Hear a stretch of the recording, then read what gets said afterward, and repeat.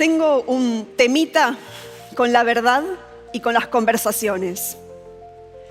Me formé como científica, pero terminé tomando caminos extraños.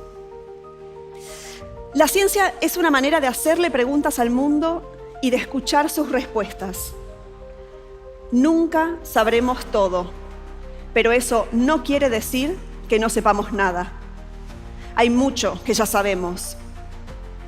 Sin embargo, la evidencia a veces es dejada de lado a la hora de tomar decisiones o de formarnos una imagen del mundo. Por ejemplo, ya sabemos que el cambio climático es una realidad, pero hay quienes lo niegan. Ya sabemos que las vacunas funcionan y son seguras, pero también hay quienes dudan. Esa fue mi primera decepción. Las evidencias son necesarias, pero no suficientes. Con esto se me abrió un nuevo camino. Pensé que el problema era la educación, así que dejé el laboratorio y me dediqué a enseñar. Amo la docencia. El aula es uno de mis lugares preferidos, pero ahí encontré el mismo problema que antes. Estaba enseñando sobre vacunas y una estudiante dijo que ella no se vacunaba porque las vacunas le parecían peligrosas. Mi intuición fue: dice esto porque no sabe del tema. Si le explico, va a cambiar su postura. Le expliqué, pero no funcionó. La evidencia no alcanza. La educación no alcanza. Segunda decepción. Esto que me pasó con mi estudiante fue mi primera experiencia personal con la posverdad. Eso que pasa cuando, aunque la información esté, se deja de lado y se siguen las emociones o las creencias. Con esto se abrió un nuevo camino.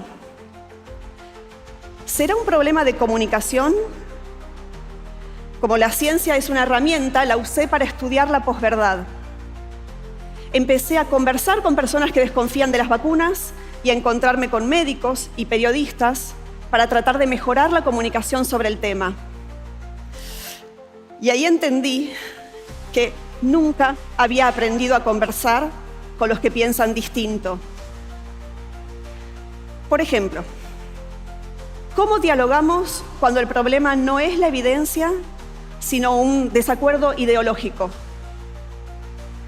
Hay experimentos que muestran que cuando la gente conversa solamente con los que piensan igual, sus opiniones se vuelven más extremas y homogéneas. Pero para tener una democracia saludable, no necesitamos que los que piensan distinto logren conversaciones amplias, honestas y profundas. Esto no es lo que está pasando. Cada discusión, cada desacuerdo, cada conversación parece una batalla entre el bien y el mal. Nuestras opiniones, en vez de ser provisorias, puentes para comunicarnos con otros, son inamovibles. Una zanja que cavamos y que separa a los que están de nuestro lado de los otros. El diálogo desaparece, el acuerdo es imposible y el mundo se fragmenta en una combinación explosiva de agresión y desconfianza. ¿Podemos hacer algo? No todas las opiniones nacen iguales. Algunas son débiles o temporarias, otras son intensas o duraderas, y otras se vuelven parte de nuestra identidad. Cuando pasa eso, cualquier duda sobre lo que pensamos se vuelve una duda acerca de quiénes somos, y eso nos resulta insoportable. Además, la necesidad de proteger nuestra integridad nos hace agruparnos con los que están en la misma situación. Esto es el tribalismo. Por eso a veces ni la evidencia ni la educación funcionan. No pensamos algo, somos ese algo.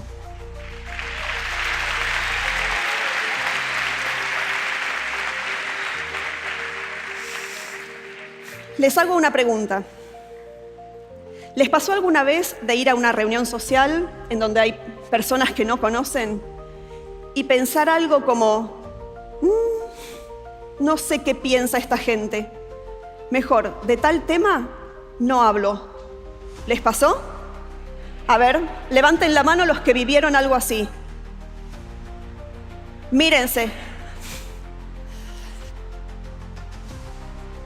El daño del tribalismo no es solo que genera un clima de conflicto permanente, sino también que genera silencios. Algunos nos retiramos del debate, pero no porque no tengamos opiniones o no nos importe lo que pasa. No somos tibios. Por el clima de agresión, porque las cosas no avanzan, por miedo, por hartazgo, por la penalización social del disenso, por uno o varios de estos motivos, abandonamos la conversación en silencio. Es un silencio ruidoso. Y así, la imposibilidad de dialogar hace que el número de voces disminuya, a veces hasta que queda una sola. Se confunde silencio con asentimiento y se crea una ilusión de consenso.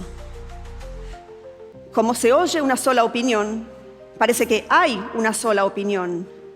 Y entonces, cualquier otra opinión ya no es solamente distinta, es disonante, es ajena y debe ser eliminada. En general, asociamos la idea de censura con la de un poder que prohíbe desde arriba. Pero hay otra forma, más sutil, la censura desde abajo, la que a través de herramientas de disciplinamiento social, como por ejemplo subiendo el tono de la pelea, genera que nos retiremos. Esto es una amenaza a la libre expresión y me hace pensar que también es un problema para la democracia, tanto en nuestro pequeño entorno como a gran escala. Parecería entonces que hay solo dos opciones. O mostramos nuestras ideas despreciando a los que no piensan como nosotros, o nos callamos y al hacer eso cedemos el control a los que deciden hablar. Pero esto es un falso dilema. Hay otra opción, pero necesitamos volverla evidente porque está oculta en este mar de tribalismo. Podemos tener posturas definidas, incluso muy intensas, sin subirnos a la dinámica del discurso intolerante. Es una de las cosas que aprendí al hablar con las personas que dudan de las vacunas. Para romper con el tribalismo, para buscar la mayor cantidad de voces, para salir de esta dinámica de amigos y enemigos, propongo distinguir entre qué creemos y cómo lo creemos. Y si a este cómo lo volvemos no tribal, podemos plantear nuestras opiniones sin que lo que pensamos se convierta en lo que somos. Reaparecen los matices y las conversaciones se vuelven posibles. Y a partir de ahí, se pueden construir consensos que son producto de lograr acuerdos a pesar de nuestras diferencias. Pero cuando hablo de estas ideas me suelen hacer algunas críticas. Por ejemplo, que parece que con tal de evitar los conflictos, planteo dejar que los consensos decanten donde sea. No es eso lo que quiero decir. Si no nos expresamos porque nos sentimos alienados o expulsados, no estamos participando de la toma de decisiones. Pero todos vivimos con las consecuencias de esas decisiones. Entonces, como no nos da todo lo mismo, necesitamos hablar. Pero si no queremos hablar en este clima hostil, porque nos agota y vemos que no lleva a nada, tratemos de superar el modo tribal, más allá de lo que pensemos. Quizás tengamos más en común con quienes piensan distinto, pero quieren conversar, que con los que comparten con nosotros alguna opinión, pero son intolerantes.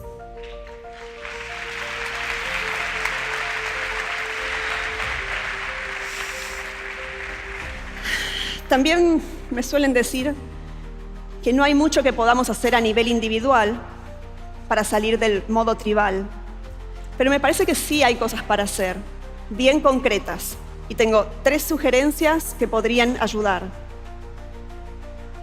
Primero, buscar el pluralismo, promoverlo activamente. Así el disenso se vuelve visible. Y esto es importante porque solo si incluimos el disenso podemos lograr un verdadero consenso. Para que esto pueda pasar, necesitamos poder hablar sin sentir que se nos penaliza socialmente. Pero también hace falta que seamos capaces de escuchar voces que no nos gustan. El momento de defender la libertad de expresión es ahora. Cuidarla es más fácil que recuperarla. Aprender a conversar mejor, a encontrar mejores maneras de estar en desacuerdo. Conversar no es esperar nuestro turno para hablar, tratando de imponer nuestras ideas por la fuerza o la insistencia.